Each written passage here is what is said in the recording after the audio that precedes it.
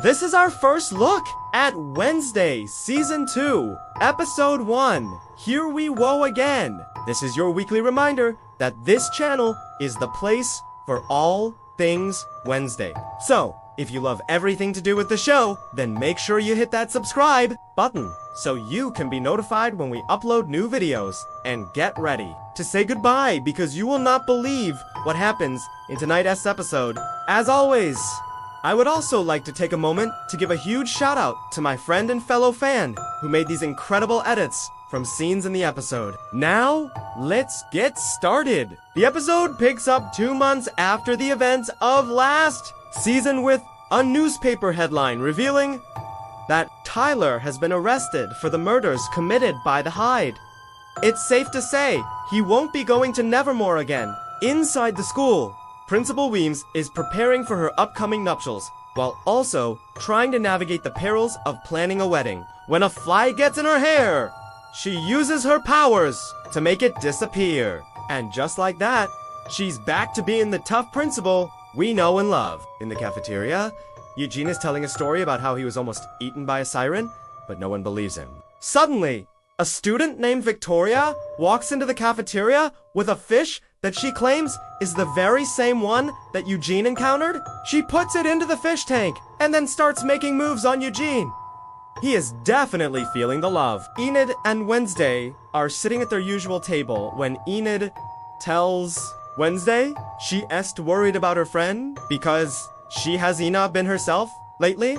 Things have been really stressful with her family, and Wednesday feels like she needs some time alone. Enid understands and gives her friend the space she needs. The issue of vaping has gotten so bad that he might just have to call their parents. He pauses and listens intently before breaking into a wide smile.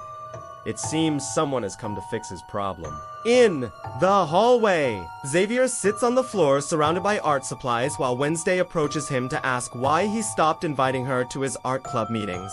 She thinks maybe he doesn't want to be friends anymore, and he assures her that is not the case. Xavier is struggling to make art without her there to criticize and tear it apart. He much prefers having her around, even if she does sometimes hurt his feelings. Xavier had hoped she would have come to him about this, but he understands that she struggles with vulnerability.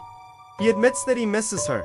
Wednesday admits that she misses him too, and that she was wondering the same thing. Later on, during an art club meeting, Xavier shows everyone the portrait he's been working on. He says that's the only good piece he has done since Wednesday left and explains that he has been stuck on it for weeks. Just then, Wednesday walks in and takes a seat. She looks at the painting and tells Xavier that she likes it and asks him to tell her more about it. Xavier is elated to have her back and gets right to work, showing her what he has been creating. Rowan is unapologetic and smug and tells him he shouldn't worry about it. Principal Thompson is shocked and horrified at this news. Rowan tells him not to worry because he'll handle it. At the hospital, Dr. Kinbutt receives a concerning call from Sheriff Galpin, who informs her that Tyler has gone missing from jail. There's no signs of forced entry or a fight. He wants her to keep an eye out for him. They don't seem too happy to see him, but he manages to convince them to let him join them. He takes a long drag from the vape and immediately coughs violently. The other students watch him with amusement before bursting out laughing. Rowan is not pleased. In the woods, Wednesday and Xavier are sitting on a log while he shows her a picture of a blue butterfly that he wants to paint. Wednesday tells him that it's beautiful and promises him that he'll do an amazing job. Xavier is clearly happy to have her support and encouragement. Suddenly, they hear a noise in the bushes, and Wednesday pulls out her knife, ready to defend herself. Out pops a small animal that runs away as quickly as it came. Wednesday is confused and wonders if it was a siren. Xavier reassures her that it was UNT and tries to lighten the mood by asking her if she wants to see another magic trick. Wednesday declines, though, saying that she'd rather hear about the blue butterfly. Xavier complies and tells her all about the butterfly's migration patterns and habitat. Wednesday listens intently, realizing that she enjoys listening to him talk about the things he loves.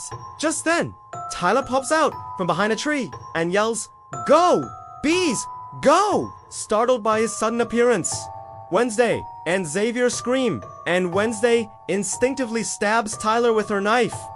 He falls to the ground, seemingly injured. Wednesday drops to her knees next to him and asks if he's okay. Tyler looks up at her and says, "Nevermore." With that, he closes his eyes and slumps to the ground, dead. Wednesday is horrified and panics, thinking she may have killed him. She stands up and runs away as fast as she can. Xavier is left kneeling next to Tyler's body, looking distraught. Meanwhile, Rowan walks through the halls of Nevermore when he comes across a group of students huddled together, watching something on their phones. One of them holds it out for him to see, and he recognizes the body on the screen as Tyler. It's clear that Tyler's death has sent shockwaves through the student body.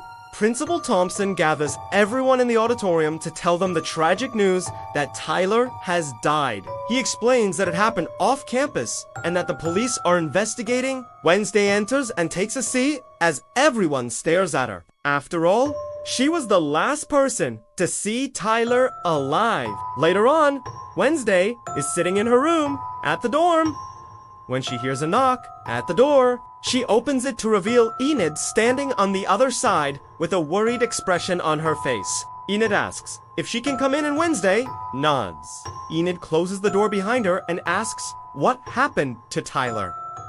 Wednesday tells her that she doesn't know, but she's determined to find out. Enid tells her that she's there for her if she wants to talk, and leaves the room. Wednesday looks down at the raven in her hand, which has a message attached to it. It reads, "Let's play a game."